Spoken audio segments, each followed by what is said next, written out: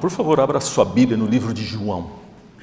Abra sua Bíblia no livro de João, capítulo 4. João 4, versos 46 a 54.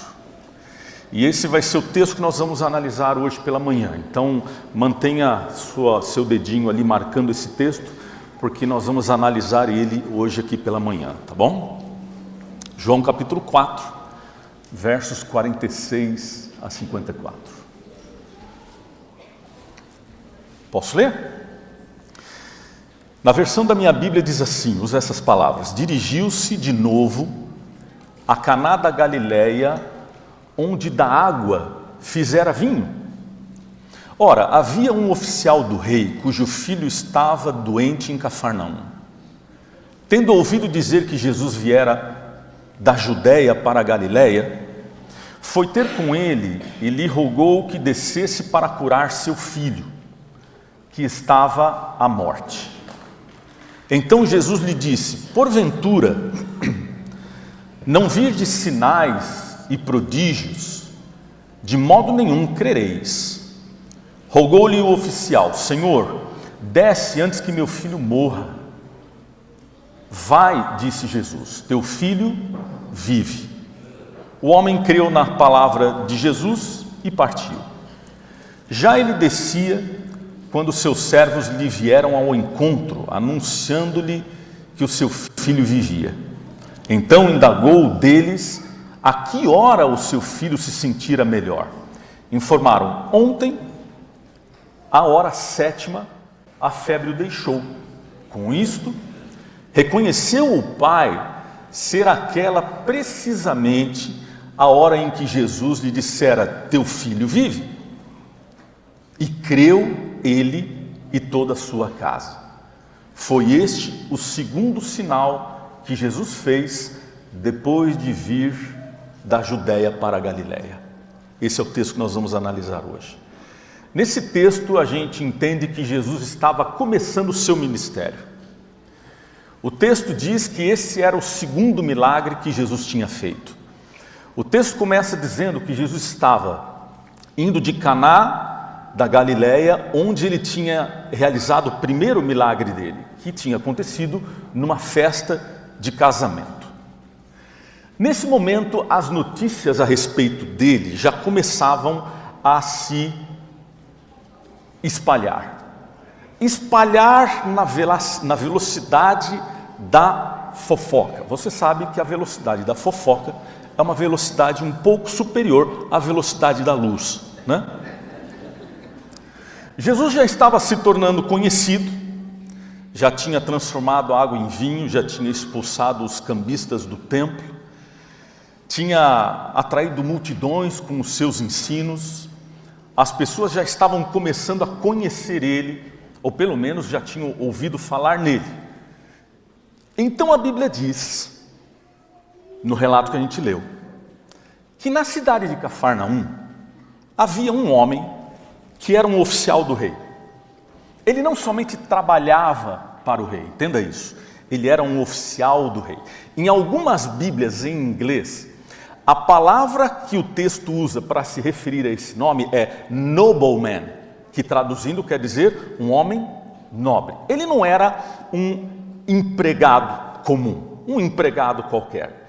Ele, muito provavelmente, o palácio do rei deveria ser em Cafarnaum, ou naquela região não muito distante, porque se ele trabalhava para o rei, ele não podia morar muito longe de onde era o palácio do rei e de onde o rei vivia. Se isso é verdade, então a gente entende que Cafarnaum não era uma cidade muito pequena. E o texto diz que esse homem tinha um filho que estava doente, só que mais do que isso. Não era só um filho que estava doente. O verso 47 diz que ele estava doente, quase à morte, mas ainda não estava morto. Isso não está escrito em lugar nenhum. Mas, pela descrição, esse homem tinha em seu favor algumas coisas que uma pessoa normal não teria. Como, por exemplo, provavelmente esse homem deveria ter muito dinheiro. Esse homem deveria ser um homem rico. E por que eu posso dizer isso? Porque ele não era só um soldado do rei, ele era um oficial do rei. E o próprio verso 51, quando você lê o verso 51, o texto diz que os seus servos vieram ao seu encontro. E naquela época, só podia ter servo quem tinha uma boa condição financeira. Só pessoas ricas tinham servos. E muito provavelmente ele já tinha usado muito dinheiro, ele já tinha gastado muito dinheiro, ele já tinha usado os seus recursos para poder salvar o seu filho, mas infelizmente nenhum sucesso tinha sido alcançado. Por ser um oficial do rei, ele tinha acesso direto ao rei. E por causa da sua influência, muito provavelmente, ele já tinha procurado a ajuda do próprio rei, mas também não tinha conseguido alcançar nenhum sucesso. Provavelmente, se fosse você que estivesse no lugar dele, você também teria tentado tudo que estivesse ao seu alcance para poder salvar o seu filho. Mas a despeito disso, nenhum sucesso e nenhum esforço tinha adiantado. E o seu filho estava doente e pior, agora já estava perto de morrer. Então, ele ouviu falar de um homem que se chamava Jesus. Esse homem estava em Caná da Galileia. Jesus era a única opção que ele ainda não tinha tentado. Mas não seria uma decisão fácil. Por que não seria uma decisão fácil? Porque ele era um homem nobre. Porque ele era um homem acostumado com o palácio. Porque ele era um homem acostumado com a realeza. Ele vivia com pessoas nobres, ele vivia na sociedade nobre. E agora as pessoas viriam um homem da alta sociedade pedindo ajuda a um carpinteiro. Mas Jesus era o seu último recurso. Por isso, ele engoliu o seu orgulho e foi ao encontro de Jesus. E aqui tem uma coisa interessante que a gente precisa aprender. Quando nós buscamos a Deus, nós precisamos nos lembrar de quem Ele é e de quem nós somos. Quando nós buscamos a Deus, a gente precisa ir perto de Deus sem orgulho. Orgulho e Deus não cabem na mesma frase. Não é possível chegar perto de Deus com orgulho. Porque o orgulho dá para nós o sentimento de que você não precisa de ninguém. Dá para nós o sentimento de que você não erra, de que você é autossuficiente. E dificulta a realidade em que você precisa aceitar os próprios erros. Diz uma história que uma mãe estava na cozinha lavando a louça. Lavando os pratos, lavando as panelas, e uma filha dela pequenininha estava sentada na cadeira vendo a sua mãe lavando a louça. E a menina pequenininha olhou para a mãe e falou assim: mãe, por que a senhora, eu estou vendo aqui, está começando a aparecer alguns fios de cabelo branco na sua cabeça? A mãe tinha os cabelos todos pretos, todos escuros, e a menina viu alguns fios de cabelo branco começando a aparecer. Ela perguntou: mãe, por que estão surgindo, começando a aparecer fio de cabelo branco na sua cabeça? E a mãe pensou, falou assim: vou aproveitar o momento para ensinar uma lição para minha filha. E ela disse assim: filha, toda vez que você faz alguma coisa errada, toda vez que você faz alguma coisa ruim, toda vez que você faz alguma coisa que deixa a mamãe triste, toda vez que você desobedece a mamãe, um fio de cabelo na cabeça da mamãe fica branco. A menina ouviu aquilo, pensou um pouco e disse assim: mamãe, por que todos os cabelos da vovó são brancos?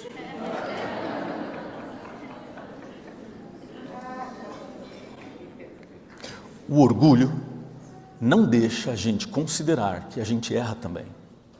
O orgulho torna você uma pessoa autossuficiente, por isso não precisa de ninguém. Aquela decisão não era uma decisão fácil, mas ele estava desesperado. Passou por cima do seu orgulho, da sua posição importante, do seu posto na sociedade, e foi buscar ajuda. Ele poderia ter enviado um dos seus servos para chamar a Jesus, mas não fez. Porque prioridades a gente não delega. Tem coisa que a gente tem que fazer por nós mesmos. E aqui vem uma outra lição que a gente precisa aprender. Não dá para terceirizar relacionamentos. Não dá. Você pode pedir para alguém orar por você. Várias pessoas chegam para mim, pastor, ora por mim. Oro e eu acredito na oração intercessória. Você pode estar em todas as listas de oração da sua igreja, mas ainda assim, Jesus quer que você vá a Ele pessoalmente. Porque a fé de uma outra pessoa não substitui a sua fé.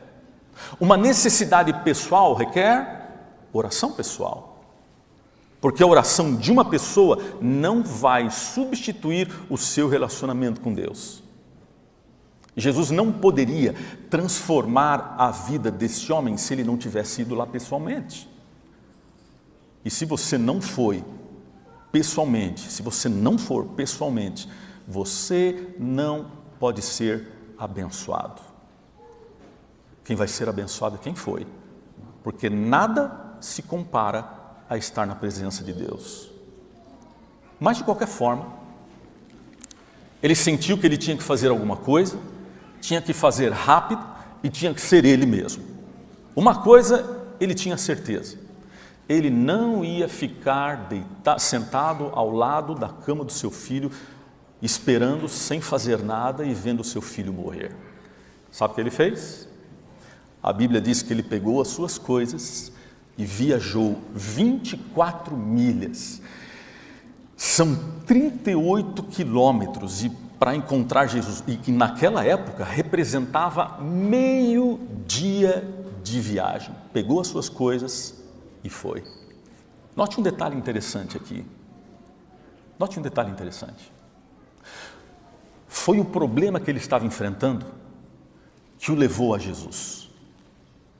Se não fosse pela doença do seu filho, provavelmente ele nunca teria ido procurar Jesus. E é assim que acontece até hoje. Infelizmente, é assim que acontece até hoje. Muitas vezes são os problemas, são as lutas, são as provações que aparecem na nossa vida que nos levam na direção de Deus. Infelizmente. E aí a gente precisa aprender um detalhe. A gente precisa entender uma coisa. Não é a vida que nos dá limites. A vida não põe limites para nós. A vida põe os obstáculos. Os limites é a gente que põe. A vida não põe limites na nossa vida. A vida põe os obstáculos. Os limites é a gente que põe. Ele poderia ter colocado vários limites. Ele poderia ter dito, mas é muito longe. Se eu for, não vai ter nem tempo, de repente meu filho vai morrer antes de eu chegar lá. Mas eu não sei nem se ele vai me receber. Ele poderia ter dito, mas se não deu certo até agora, não é agora que vai dar. Mas não. Para não ver o seu filho morrer, ele enfrentaria qualquer obstáculo, e nenhum obstáculo seria maior do que os limites que ele poderia colocar. E, infelizmente, na vida é assim que funciona. Se não fosse assim, muitas pessoas nunca teriam ido buscar Deus. Você sabe como é. E quando ele encontrou com Jesus, ele fez dois pedidos que estão de certa forma implícitos no verso 47. Esse pedido que ele fez, ele tem duas etapas, duas partes. A primeira parte ele diz assim, o primeiro pedido dele que ele fez era o seguinte, ele pediu que Jesus fosse até a casa dele. Interessante isso. O pedido, na verdade, foram dois. O primeiro era para Jesus ir até a sua casa. Ele poderia ter pedido para Jesus curar o seu filho de forma remota. Jesus poderia ter falado e o seu filho teria sido curado, mas ele pediu, ele queria que Jesus fosse até a sua casa. Essa foi a primeira parte do pedido. Essa primeira parte, ela apoia a segunda parte. A segunda parte do pedido, então, foi de que ele queria que o seu filho fosse curado. Aqui a gente está falando diretamente sobre o milagre. Por que esse pedido é uma consequência do primeiro pedido? Porque na cabeça, presta atenção nisso, na cabeça do oficial, daquele homem, o milagre só aconteceria se Jesus estivesse presente. A morte, na cabeça dele, a morte estava tão próxima, a morte era tão presente em sua casa, que Jesus precisava fazer o milagre pessoalmente. Agora eu te peço uma coisa, guarde essa informação na sua mente, guarde ela aí, daqui a pouco a gente vai usar ela, tá bom? Guarde ela na sua mente.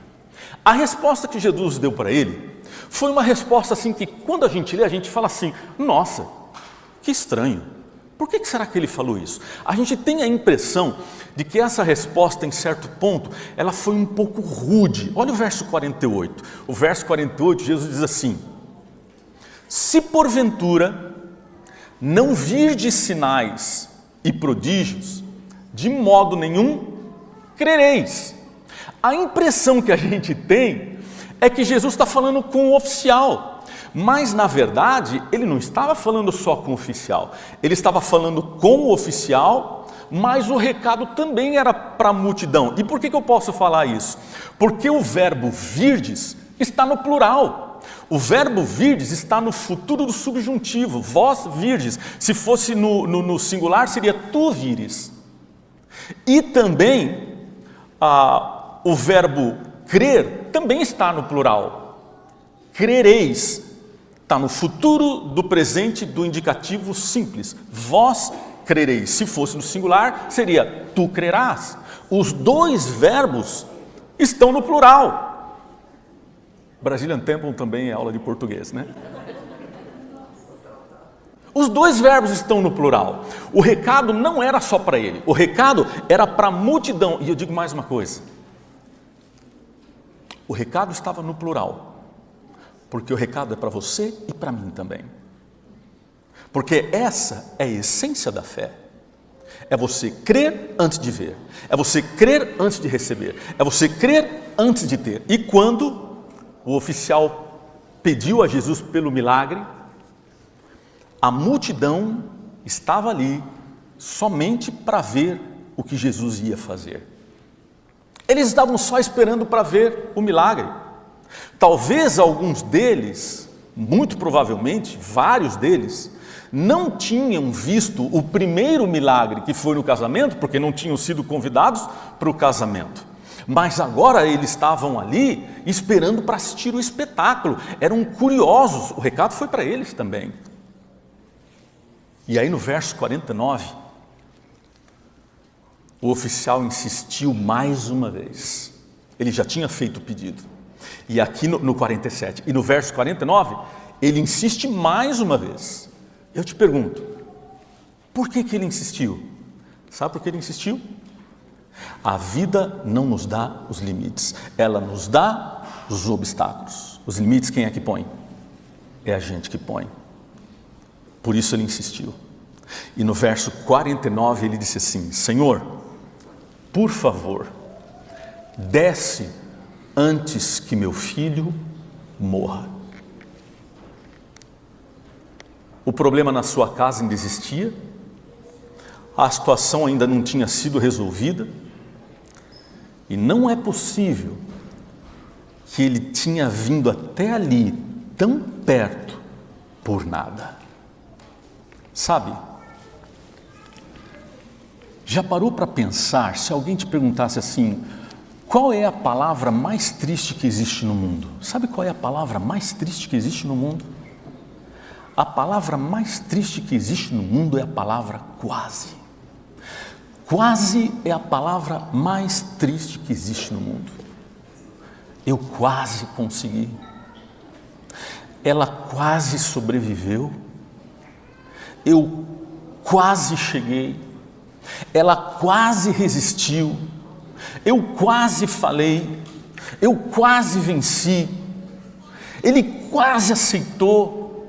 Eu quase fui. Quase é a palavra mais triste que existe no mundo, e ele não podia voltar para casa só com um quase. Por isso ele insistiu. Jesus não estava insensível à situação daquele homem. Ele entendeu a profundidade da angústia daquele pai.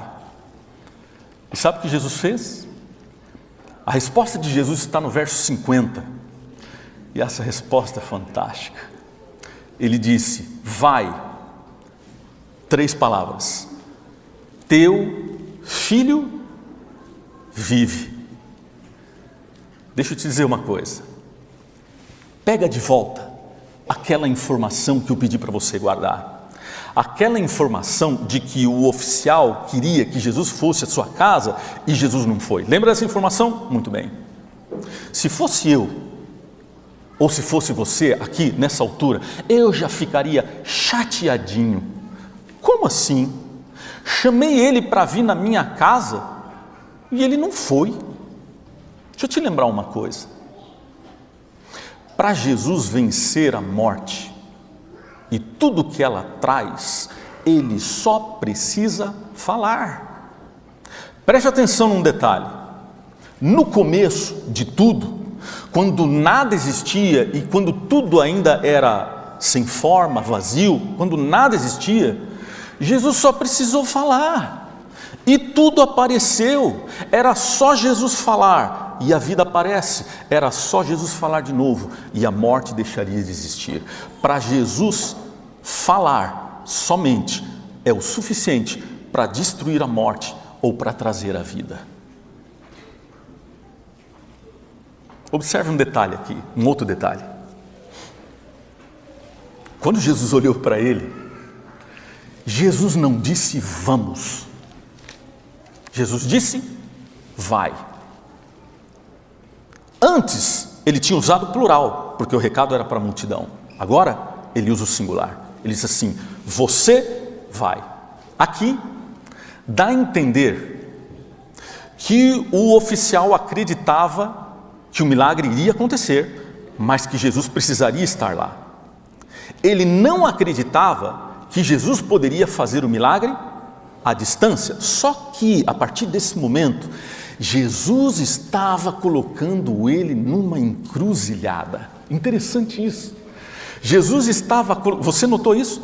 Jesus estava agora, porque de duas uma, depois que Jesus falou isso, de duas uma, ou ele acreditaria no que Jesus estava dizendo e ia para casa, ou ele somente continuaria insistindo para que Jesus fosse com ele. Percebe?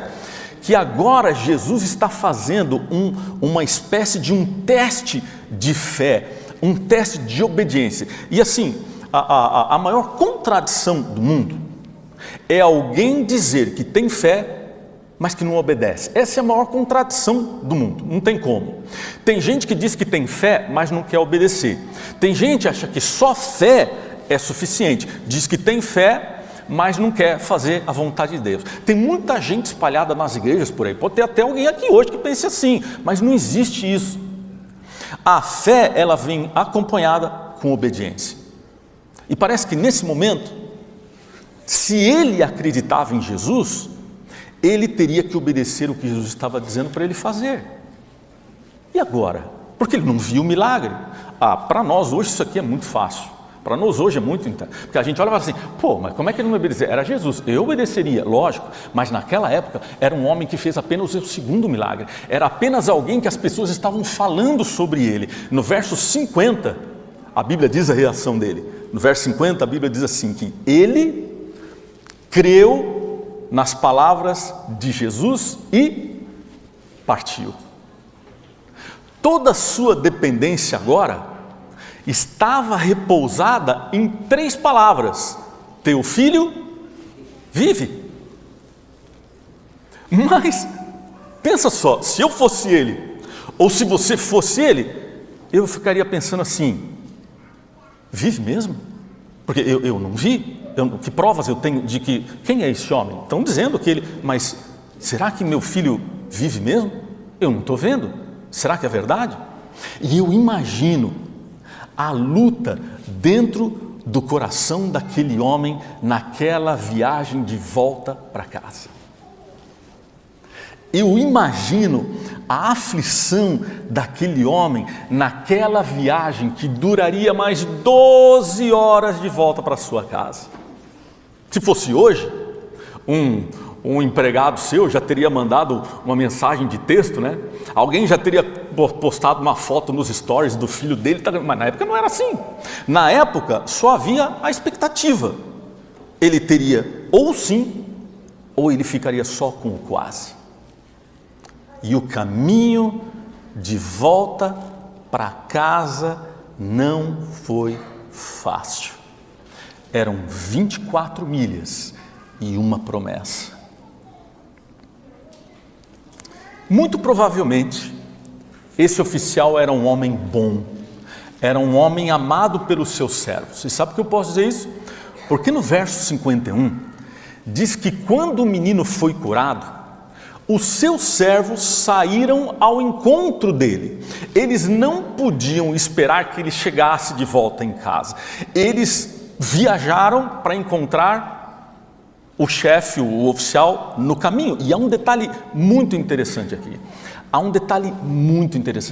Presta atenção. Olha só. A Bíblia diz, eu vou falar isso bem baixinho. A Bíblia diz, oh meu Deus, que quando os servos encontraram com ele no caminho, eu estou tendo um arrepio antecipado já. A Bíblia diz que quando eles encontraram com o servo no meio do caminho, eles disseram a mesma frase que Jesus tinha dito. Exatamente as 3 palavras que Jesus tinha dito. Quando eles encontraram um servo, eles disseram: teu filho vive. Oh meu Pai, na palavra de Deus não tem coincidência. Como é que eles sabiam que Jesus tinha dito isso? Eles poderiam ter dito qualquer coisa, eles poderiam ter dito assim: teu filho está curado, qualquer frase, qualquer coisa, eles poderiam dizer: teu filho está bem, eles poderiam dizer: teu filho melhorou, mas não, eles disseram: teu filho vive. Como eles poderiam saber? Eles não estavam lá quando Jesus falou isso. E eu aposto que quando o oficial ouviu o servo dizendo isso, ele se arrepiou também. Coincidência? Não. Naquele momento, muito provavelmente em sua mente, ele reviu o momento em que Jesus disse para ele: teu filho vive. Imagine agora o sentimento de alívio que esse homem sentiu. Imagine o momento em que esse homem encontrou com os servos e eles disseram que o filho dele tinha sido curado. Nesse momento, ele deve ter descido do cavalo, ele deve ter se agachado no chão e começado a chorar, e começado a se maravilhar, e começado a dar glória a Deus. E quando ele se recobrou, então ele perguntou, o que está no verso 52, ele perguntou assim: a que horas ele começou a melhorar? E os servos deram 2 respostas para ele. Ele falou: não, o senhor não está entendendo, ele não está se sentindo melhor, ele não está melhorando, ele está totalmente curado, a febre vai embora. E aí eles responderam a segunda parte: aconteceu ontem, à 7ª hora, a febre o deixou. Então o seu braço se arrepiou pela segunda vez, porque foi nesse exato momento que Jesus tinha dito: teu filho vive. Note um detalhe aqui. Jesus deu para ele o que ele pediu? Jesus deu para ele o que ele pediu? Ele tinha pedido que Jesus fosse na casa dele, e Jesus não foi. Jesus não foi à casa dele, mas o seu poder foi. Porque o poder de Jesus reside em sua palavra. E aqui vem uma outra lição para nós.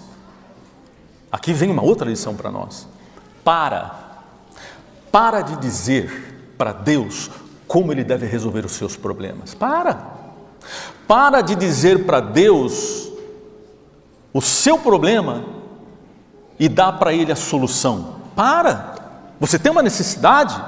Leva a necessidade para Ele e ponto final. Nunca diga para Deus como Ele deve atender a sua necessidade.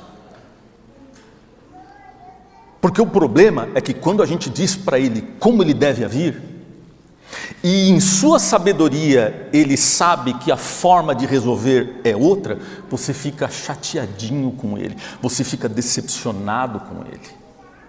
Para! É por isso que muitas vezes Deus diz não. E se Ele diz não, é porque Ele tem algo melhor em mente. E isso pode ser que não seja o que você pediu, pode ser que não seja o que você espera, pode ser que não seja o que você quer, mas se Ele disse não, isso não significa que Ele não saiba o que Ele está fazendo. Você consegue também imaginar o momento em que esse homem chegou em casa? Muito provavelmente, o seu filho, que até então estava deitado na cama, saiu correndo e foi lá fora para encontrar o pai. Você consegue montar na sua mente, você consegue criar um filme, você consegue visualizar essa cena e consegue ver o filho correndo até fora, o pai descendo do cavalo e os dois se abraçando, o pai abraçando o filho que estava quase morto. Você consegue ouvir o choro de alegria deles, você consegue visualizar as lágrimas de emoção que eles tinham naquele momento, você consegue? Oh, meu amigo, o jantar naquela noite foi um jantar muito diferente naquela casa. Todos estavam sentados à mesa, a família, os servos, e eles agora participaram de uma refeição. E naquela noite, naquele jantar, esse oficial começou a contar para eles cada detalhe de como tudo aconteceu. Cada detalhe. E como resultado, no verso 53, a Bíblia diz assim: toda a sua casa, todos acreditaram em Jesus. E o interessante é que quando a gente lê o original, a palavra usada aqui na Bíblia, a palavra grega usada aqui para casa, ela envolve todos. Não é a palavra usada para familiares, para parentes. A casa usada no original grego, ela envolve a família, ela envolve os empregados, ela envolve todos os que viviam ali, todos sentados ao redor dele, e ele contando cada detalhe do que tinha acontecido no milagre que Deus tinha acabado de fazer. Ele não viu o milagre acontecendo. Ele apenas teve que aceitar a palavra de Jesus e agir como se o milagre já tivesse acontecido. E é isso que a gente precisa fazer. É isso que a gente precisa aprender. Aprender a aceitar o milagre como se ele já tivesse acontecido antes dele acontecer. Sabe como é que chama isso? Fé. Deixa eu te dizer uma coisa.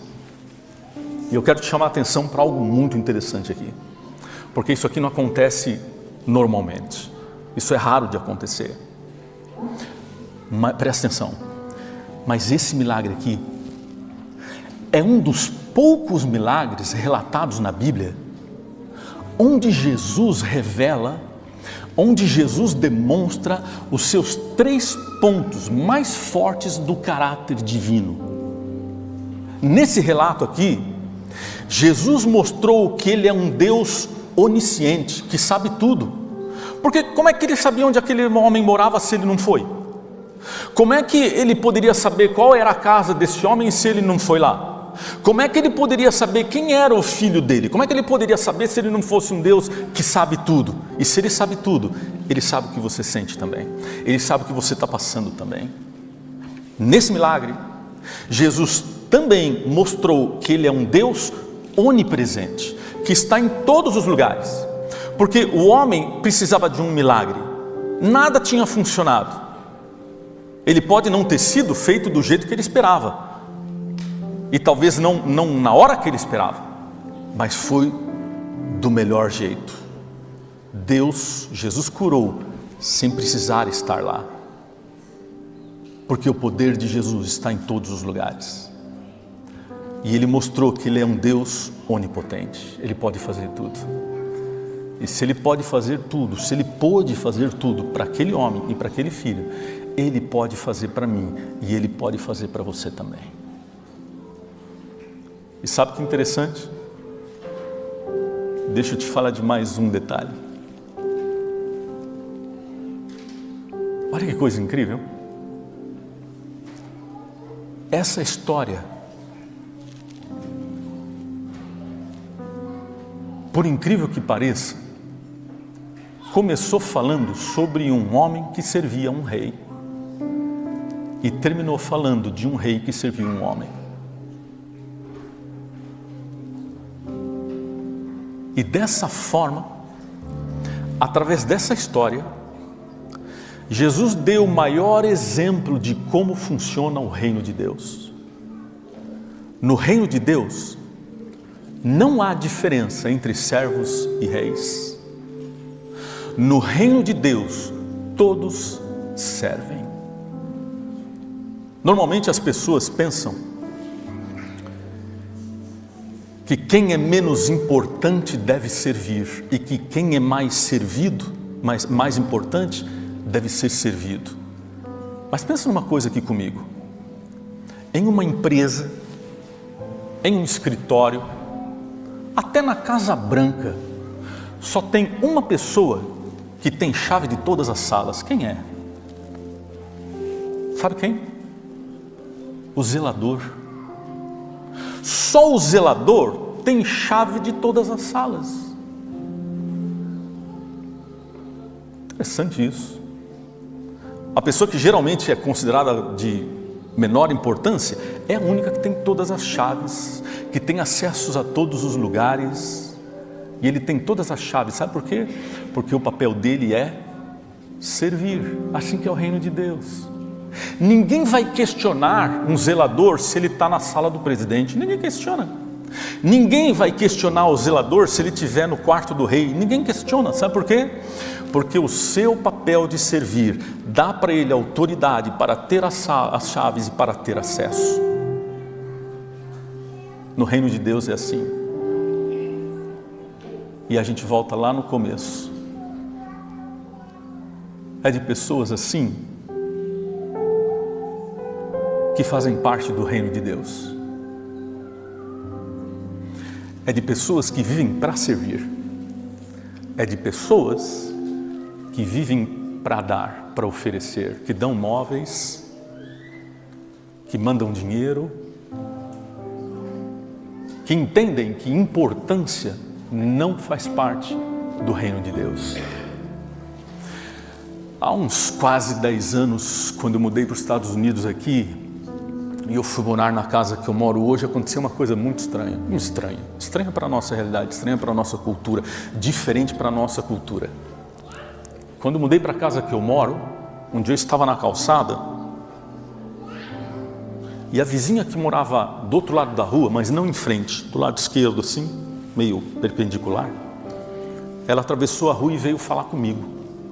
E ela se apresentou para mim, falou: você está mudando para cá? Eu falei: pois é, acabei de mudar, estou morando aqui. Muito bem, bem-vindo. E a gente ficou conversando ali alguns momentos.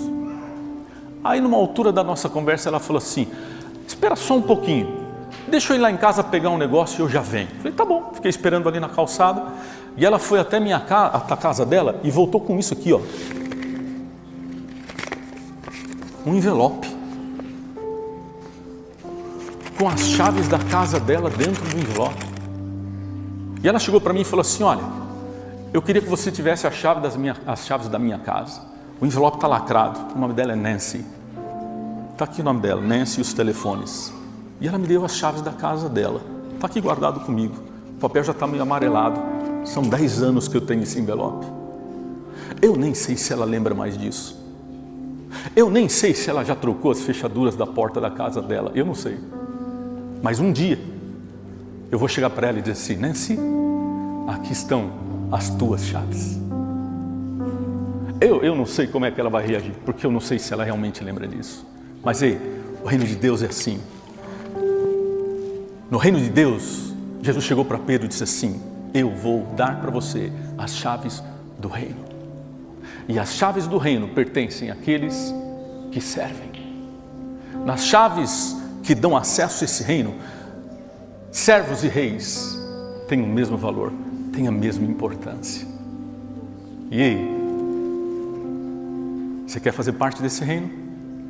Você quer receber uma chave dessas?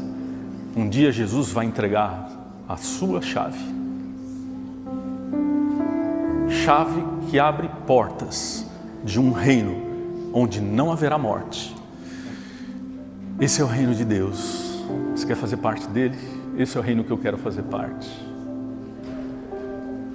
Esse é o Deus que eu quero seguir. Esse é o Deus que eu quero, através da fé, obedecer, seguir. Eu quero fazer uma pergunta para você. Você tem disposição em aceitar, através da fé, esse Deus na sua vida que é onipresente, que é onipotente, que é onisciente, que sabe tudo? Entregar a tua vida nas mãos dele e dizer assim: faça do jeito que o Senhor achar melhor. Pode ser que não seja da forma que eu espero, pode ser na hora, pode não ser na hora que eu espero, mas se o Senhor estiver cuidando disso, com certeza vai ser resolvida da melhor forma. Você quer fazer isso? Eu quero fazer isso para mim. Eu quero fazer isso para a minha vida. Então, é onde você está, feche os seus olhos, feche os seus olhos e me acompanhe nessa oração. Querido Jesus, essa história fala sobre morte, essa história fala sobre dúvidas, essa história fala sobre obediência, essa história fala sobre servir, essa história fala de que a gente não pode alimentar o orgulho no nosso coração, essa história fala que o Senhor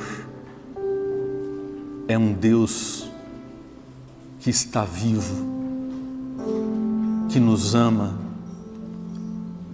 e que pode mudar a nossa vida só com uma palavra. Querido Deus, traz vida de volta para nós.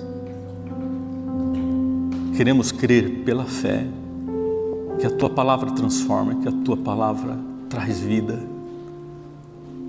E se a morte tem trazido alguma coisa para a vida de qualquer um de nós, e todas as consequências que a morte traz, por favor, Senhor, fala, só fala e traz a vida de volta, traz a alegria de volta. Nós queremos agir como esse pai, como esse oficial, que acreditou antes de ver, que acreditou antes de ter, que colocou obediência em prática, mesmo tendo dúvidas. O Senhor nunca prometeu na Tua palavra que a gente não teria dúvidas, o Senhor nunca disse isso. Mas o Senhor disse que estaria andando com a gente no vale da sombra e da morte. E porque o Senhor estaria andando com a gente, mal nenhum e medo nenhum a gente sentiria. Colocamos a nossa vida nas Tuas mãos, pedindo Tua renovação, pedindo um milagre se for preciso, e entendendo que o Senhor tudo pode, que o Senhor tudo sabe, e o Senhor está em todos os lugares. No nome de Jesus. Amém.